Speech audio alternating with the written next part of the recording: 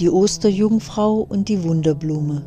Zu Osterode, das seinen Namen von der heidnischen Jungfrau Ostera haben soll, die daselbst vor alten Zeiten verehrt wurde, liegen auf einem Hügel vor dem Harztore die Trümmer einer Burg. Diese Burg ist ehemals ein stattliches Schloss gewesen und die Herren von Osterode haben da ihren Sitz gehabt. Als aber der letzte Herr von Osterode starb, hinterließ er eine Tochter von wunderbarer Schönheit. Ein Ritter Gerhard von Harzburg kam und warb um die junge Waise, erhielt aber eine abschlägige Antwort. Darüber ergrimmte er und beschloss, die Osterroder Burg samt ihren Bewohnern zu vernichten. Ein Zauberer im Morgenlande hatte ihn in den Höllenkünsten unterrichtet, und so zog er denn mit den Seinen auf Osterode zu, nahm und zerstörte die Burg, drang bis zu der schönen Jungfrau und sagte: »Du hast meine Liebe nicht gewollt. Zur Strafe dafür sollst du verwünscht sein. Als ein greulicher Hund sollst du hinführo tief unten in dieser Burg hausen und nur einmal im Jahre, am ersten Tage in Ostern, als Jungfrau in deiner natürlichen Art unter die Menschen gehen. Dieser Bann soll währen, bis der erstgeborene reine Sohn einer ganz keuschen Mutter dir begegnet, dir folgt in deine finstere Stätte und dich, wenn du wieder in deine Hundsgestalt verwandelt bist, ohne Zagen an die glühende Kette des Gewölbes legt.« Nun erzählen die Leute zwar, dass der Räuber für seine böse Tat selbst nicht Ruhe finden kann und sein Geist in dem Gemäuer der alten Burg an jedem Freitage wandeln gehen muss, aber auch die arme Bezauberte kann nur einmal alljährlich am Osterfeiertage aus ihrem Kerker hervorgehen.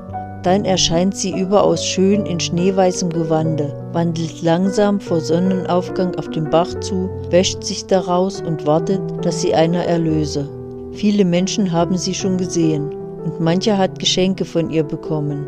Allein es hat noch keiner mit ihr durch die eiserne Türe kommen können, die ihr Gewölbe verschließt. Nun trug eines Tags ein armer Leinweber aus Osterode am Sonnabend vor Ostern ein Stück Leinen nach Clausthal. Mit dem Lohn dafür wollte er das Osterfest feiern und wäre gern den Abend noch wieder zurückgegangen. Aber es war spät geworden, und so im Dunkeln den Weg zu gehen, schien ihm nicht geraten. Er blieb also die Nacht in Clausthal. Wie aber der Morgen graute, machte er sich wieder auf den Weg, und wie die Sonne eben am Aufgehen war, war er oberhalb der Freiheit, so heißt die Vorstadt, welche der Seesefluss von der Stadt Osterode trennt, angelangt. Da sah er, wie eine schneeweiße Jungfrau mit einem großen Bund Schlüssel im Gürtel auf den Fluss zuging und sich daraus wusch. Betroffen stand er still, und bald gewahrte ihn die Jungfrau und kam auf ihn zu. Wie er nun ganz ehrerbietig den Hut zog und sie freundlich dankte, da fragte der Leinweber, warum sie denn so früh aufgestanden sei und sich aus diesem Wasser wasche. »Das pflege ich jeden Ostermorgen vor Sonnenaufgang zu tun«, antwortete die Jungfrau, »und davon bleibe ich immer schön und jung.« Der Leineweber fragte weiter, wo sie denn wohne und ob ihr Haus weit von hier sei. »Nicht weit. Wenn du Lust hast, will ich dich hinführen.« Der Leineweber sah, dass sie eine prächtige Lilie an der Brust trug, und die war so schön, wie er sein Leben lang nicht gesehen.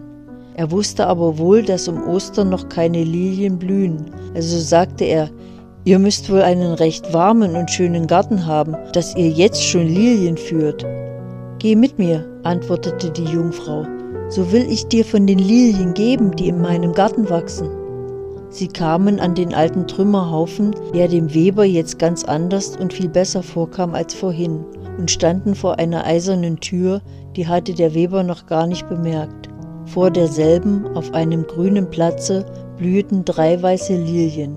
Die Jungfrau brach eine und gab sie dem erstaunten Manne und sagte: »Die nimm hin nach deinem Hause und verwahre sie wohl.« Der Leineweber dankte ihr ganz treuherzig und steckte die Lilie an seinen Hut.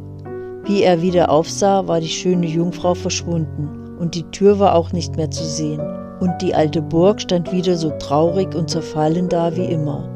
Daraus wusste sich nun der arme Weber gar nicht zu finden und meinte, es sei das Beste, wenn er nach Hause gehe. Wie er zu Hause kommt, legt er die blanken Harzgulden, die ihm sein Leinen eingebracht, auf den Tisch, den Hut mit der Lilie daneben. Da fragt die Frau des Leinewebers, woher er denn die prächtige Lilie bekommen, die schimmere ja wie Gold und Silber. Da erzählt's der Mann und sagt, es sei ihm von der Blume unterwegs der Hut ganz schwer zu tragen geworden. »Ach«, ruft die Frau. »Das ist die Osterjungfrau gewesen. Und das ist auch keine gemeine Lilie, das ist lauter Gold und Silber. Du warst zur guten Stunde des Weges gekommen. Ist die Jungfer nicht in die eiserne Türe gegangen?« »Ja, das ist sie. Ich wollte auch mit hinein, aber ich konnte die Tür nicht wiederfinden.« »Ja, so geht's allen.« Wie die Kirche aus war, ging der Weber mit seiner Lilie zum Goldschmied. Der staunte nicht wenig und sagte es denn auch, dass alles vom feinsten Gold und Silber sei und dass die Stadt Osterode nicht genug Geld habe, diese Blume zu bezahlen. Er rate ihm deshalb, dass er das Kleinod noch eine Zeit lang aufbewahren möge. Es werde sich schon der rechte Käufer finden. Das war nun bald unter die Leute gekommen, wie die Osterjungfrau dem armen Weber eine Lilie geschenkt habe, welche die ganze Stadt nicht bezahlen könne, und alle Menschen sprachen davon. Der Hohe Rat ließ den Weber vor sich aufs Rathaus fordern, dass er aussage, wie er zu der Lilie gekommen. Und das tat der Weber auch treu und ehrlich und zeigte den Ratsherren die herrliche Blume.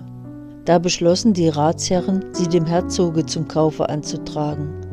Dem Weber gaben sie ein wohlverfasstes Schreiben an den Herzog mit, und wie er damit im Hoflager angekommen war, wurde er mit dem Herzog einig, dass derselbe ihm und seinen Kindern, solange sie leben würden, ein angemessenes Jahrgeld auszahlen solle.